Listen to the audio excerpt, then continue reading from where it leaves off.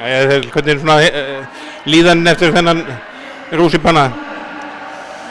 Þetta auðvitað bara Evrópumeistarar og alveg gali að við séum að fara í framlengingu og tapa með 2-3 mörkum á móti Evrópumeistaranum. Það sýnir bara hversu sterkt lið við erum. Við hefðum alveg getað unnið þennan leik sko. Þetta fellur bara með einhverjum 2 skotum framhjá og einhverjum 2 vörðum boltum. Þannig að ég er ógeðslega fúl að við höfum ekki unnið þennan leik en auðvitað getum við þannig séð verið stoltar af sjálfum okkur, finnst mér allavega.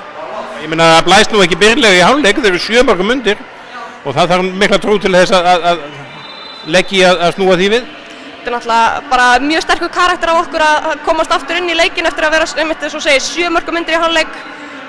Missum Tinnu mjög snemma í leiknum og Elisa fer upp á slysó held ég með eitthvað höfuðáverka, við erum ekki alveg með á hreint hvað gerist við hana.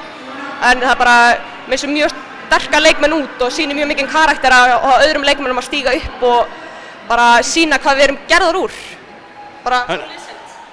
Nú er bara að ná þessum besta möguleika sem er fyrir hendi, það er 5. sætið. Já, við ætlum bara að vinna þetta fokk í 5. sæti.